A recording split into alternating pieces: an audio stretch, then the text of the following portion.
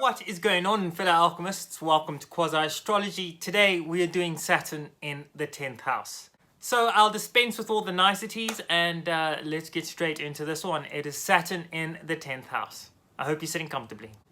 So Saturn, Balhamon, the god of the golden age, the god who oversaw humanity's highest progression towards spiritual understanding, the god who also saw humanity's fall from this. This is the god who ruled over the Atlantean fourth root race. Now, when I talk about the fourth root race, or any root race for that matter, I am pulling from the theosophical school of thought. I'm not talking about ethnic races, so please don't feel like I'm trying to start something here. I'm talking about the metaphysical spiritual evolution of humanity, the fourth root race. And they were present during the period of Atlantis, or what we would refer to as Atlantis. So Baal-Hamon, Baal meaning Lord, was basically the name given to Saturn by the Phoenicians. The Phoenicians were a seafaring people and traders in the Mediterranean who then, through the process of, through the long duration, migrated towards the Horn of Africa, and they settled and formed the colony of Carthage. And here we see the real embodiment of the religion of Baal, or the religion and celebration and the cult of Baal. This is Baal-Hamon, celebrated in the iconography of a bull. And what we understand, and what we understand through the literature, is that this was the god that was somehow appraised as being the god of sacrifice, where the firstborns were sacrificed to the fire. And this was a horrid, barbaric ritual that many would claim based on what they read in the historical texts, which were written by the Romans. Now, we all know the Romans have no foot to stand on, or no moral compass themselves when it comes to what they did to Carthage, how and what they left of Carthage, because they really tried to eliminate the very nature of Carthage itself. So when you have the Roman information, it's always negative. But when you look at the iconography, the symbology here is that the firstborns are sacrificed in the fire of spirit. Fire represents spirit. This is an initiation. Baal-Hamon, Baal, Saturn, saw over the initiation. It was the god that stood near the gates of the occult. The reason I mentioned that is because whilst we are dealing with the 10th house, the ruler of the 10th house is Capricorn. And Capricorn is the most esoteric, the most occult-based sign in the zodiac. No other sign, not even Scorpio, not Taurus, not even Cancer, speaks of the epitome of the occult as much as Capricorn. And so when you talk about Capricorn, you always have to mention Saturn, because Saturn is the esoteric and traditional ruler of Capricorn. Remember, Saturn symbolizes in alchemy lead.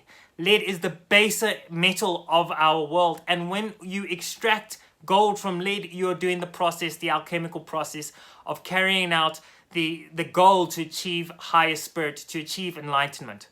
And that is why when we talk about the 10th house, why we talk about the material aspect of the 10th house, when we talk about the spiritual potential of the 10th house, you cannot describe it in any other way as being the absolute zenith of our achievements here in the physical plane. And that is why the Midheaven, the MC, sits in the 10th house. Because here in the 10th house, we are at our most dense, we are lead, we are covered in molecular matter. And so everything that surrounds us and shrouds us in the 10th house is quite literally our dominion. This is where we find our dominion, our rulership of the physical plane. That is why the Midheaven sits in the 10th house. That is why it is ruled over traditionally by Capricorn, and that is why Capricorn finds its lord in the likes of Saturn.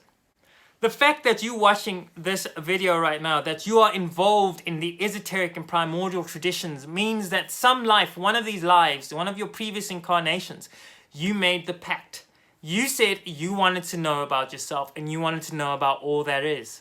And so in a repetitive line and circle of reincarnations, we have been brought here today listening to this video, which is a part of your education towards your own revealment of your own self. This is your own journey, but the fact is, you will all arrive in Capricorn. You will all arrive in the 10th house, because this is the zenith of our achievements here on the physical plane. This is where we are so dense we can't get any denser. This is the lowest part of the descending arc. The only way up, the only way from here is up. So I missed all the very emotive concepts there. But the only way here is up. You understand? And so what happens is that in Capricorn, we are at our densest physically, but spiritually we have our most spiritual potential. This is where we find our most spiritual potential. And so that is why in Capricorn, in the 10th house, when you have something sitting in this part of the chart, you are going to experience a ride, a real ride, because this is your rulership. This is the power, the energies that you were using here, the energies that are present in your chart. Your soul came into this incarnation with the intention of ruling that energy, of truly becoming a master of that energy. And when you have Saturn sitting in the 10th house, sitting in Capricorn maybe, or maybe it doesn't really matter what sign it's sitting under, but if it's in the 10th house, Saturn is obviously exalted here. And Saturn is not the planet of delays and the planet of limitations. It's not the big bad Saturn that you all think it is, based on the main commercial streams of media and literature that is given. Everyone says it's terrible, everyone says it's horrendous. Saturn is about purification. And never so much does Saturn really encompass the themes of purification as much as it does in Capricorn or in the 10th house. Never so much. Because now you are completing the process. The process started in Virgo, where you decided to learn about alchemy. It then went into Libra, the 7th house, where you decided to look for the resources, the partnerships, the learned people, and you brought those into your life. And now it went into Scorpio, where you started the alchemical process. This is the alchemist coming into his own, coming into her own energy, right? And in Sagittarius, you've basically achieved the first stages. You've broken down the personality. You've done all the metaphysical lessons that you're supposed to go through in order for you to take in the higher initiations. Now, the higher initiations all start in Capricorn, all start in the 10th house. So when you have Saturn sitting in this part of the chart, in this part of your houses, in the 10th house, near the midheaven, or even just in the 10th house itself, what a gift you have been given. I envy you in a way, because I understand that what you are here to do is you are here to finally break free. You are here to either own yourself and leave the cardinal cross. This is not the fixed cross. This is the cardinal cross. You're here to own that. You're here to go. All right? Or else you're here to basically guarantee another couple of thousand more incarnations until you have to relearn this lesson again. That is the thing with Saturn in the 10th house. That it is about either making your move out of the karmatic reincarnation scale, or basically moving and booking your seat in for the next couple of thousand reincarnations until you're able to do this lesson again. It is a very, very, very, very, very, very prominent placement in your chart to have. And, career-wise, publicly, you are the pedestal. You are the solidified object, the foundation, the creation of stability. You are the provision that everyone looks to in times of chaos and in a hurricane.